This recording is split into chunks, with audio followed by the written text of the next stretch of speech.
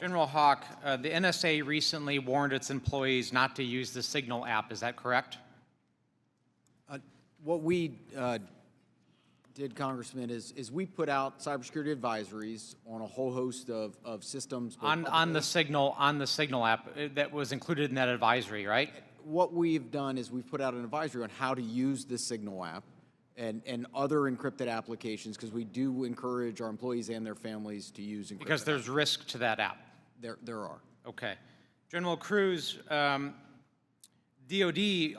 also issued a warning about vulnerabilities to the Signal app recently, correct? That's correct. Okay.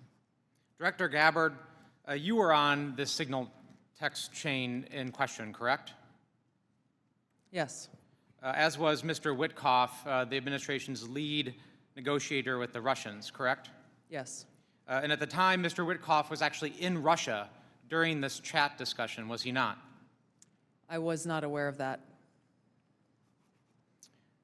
Was he on his personal phone at the time? I don't know. Well, it's my understanding that he was indeed in Russia. Director Gabbard, you were also traveling during this discussion, correct? Yes. And where were you? I was traveling through the Asia-Pacific region. I don't recall which country I was in at that time. You don't remember the country? I'd have to go back and look at the schedule. Director Gabbard, I want to direct your attention again to the text chain where it says, just confirmed with CENTCOM, we are a go for mission launch. Does that indicate to you that there is about to be a military operation? Yes. Director Gabbard, earlier in this hearing, we heard about the DOD's classification standards. I want to now turn my attention to your classification standards. You're the Director of National Intelligence. The Office of the Director of National Intelligence classification guide says, quote, information providing indication or advance warning that the U.S. or its allies are preparing for an attack, end quote, is to be classified as top secret. Are you familiar with that? Yes.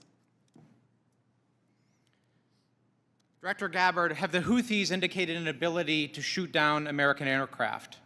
Yes. They have in fact done so, haven't they? Yes. Including MQ-9 Reapers, haven't they? That's correct. And that was one of the systems used in the attack recently that's the subject of this discussion, is it not? Correct. General Cruz, are you familiar with this system? I'm not wearing my glasses at the moment, but... Well, I'll help you out. This is an SA-3 anti-aircraft system. Correct. Are you familiar with this next system? I am. What is it?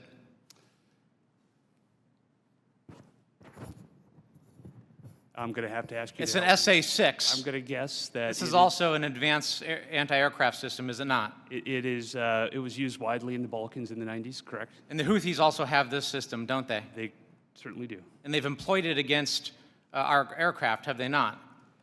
They have attempted to, correct.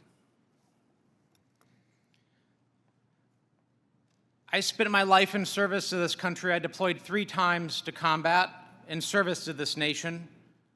I learned in that time in service that responsibility is core to leadership. You accept responsibility when things go wrong.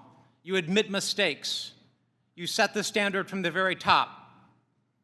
It is completely outrageous to me that administration officials come before us today with impunity, no acceptance of responsibility, excuse after excuse after excuse, while we send our men and women downrange to do incredibly difficult, incredibly dangerous things on our behalf. And yet, nobody is willing to come to us and say this was wrong.